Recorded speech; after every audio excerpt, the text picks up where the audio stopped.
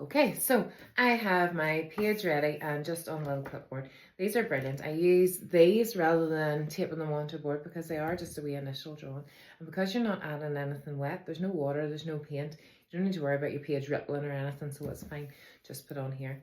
I have my charcoal, I have it secured onto the bamboo cane, and I have the study here in front of me. Now, I have no lights on in here. I'm always reluctant to put artificial lighting on when the natural light is really nice, because what you'll be able to see is how the shadows are cast in here behind me. So if I have the lights on, it's coming from all directions and the shadows are no longer there.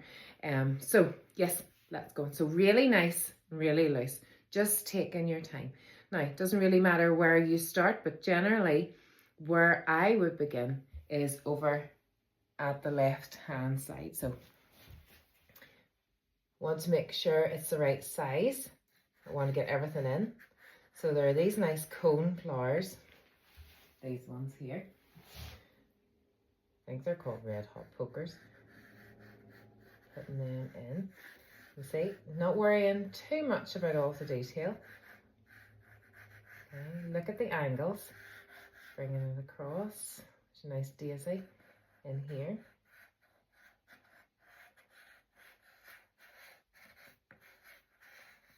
Now, try not to do the thing that you do as a child where you just round in some sort of frilly circle.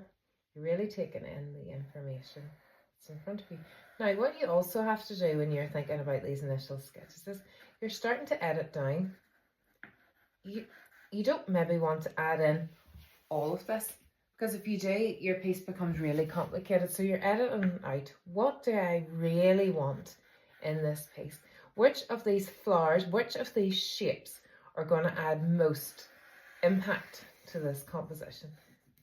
Thinking about the fern.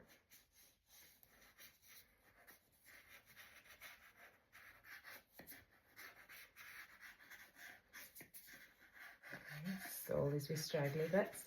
And you have these long stemmed Nepetas coming up round. Now, we'll get to the colour bit when we're painting, but choosing the colours as well when I was putting together this little bouquet was really important, because I wanted to really look at contrast and also complementary colours and how they would sit beside each other. Okay, got this Nepeta in. Another one comes up and around. I'm not going to put too much detailing, it's starting to get very confusing.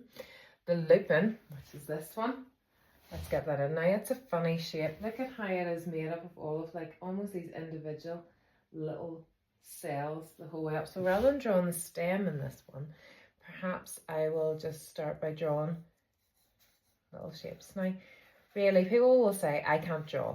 I can't do this. I'm no good.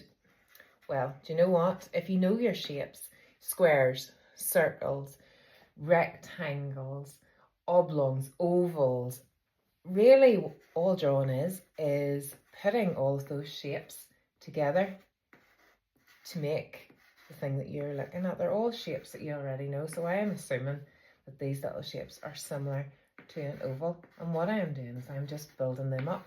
I can very clearly see it's narrow at the top, it's getting wider, and it stays the same width the whole way down, but building it up of lots of these tiny little oval shapes.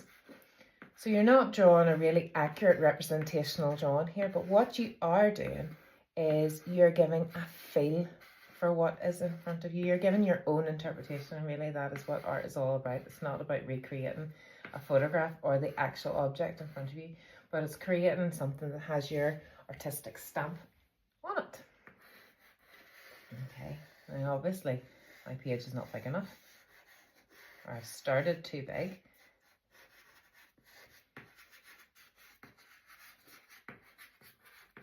But what I'm doing is I'm just creating a feel for what's in front of me, getting down all the shapes. Now this is the other flower that I haven't got to yet. So let's look at how that looks. Look at how it sort of cascades or flows out the way. I'm going to get that bit in first, but step down, and then it flows out, and then off that there are tiny little buds. And Line your flowers up the top.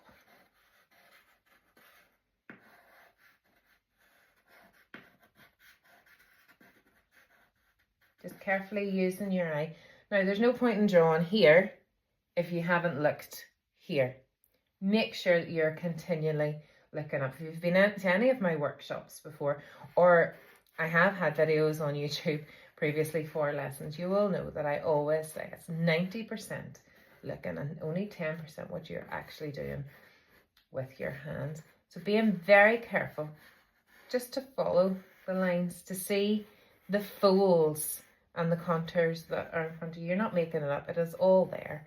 Yes, your drawing doesn't have to be accurate, but you still need to be informed by the thing that you are trying to recreate. Okay, look at all the leaves.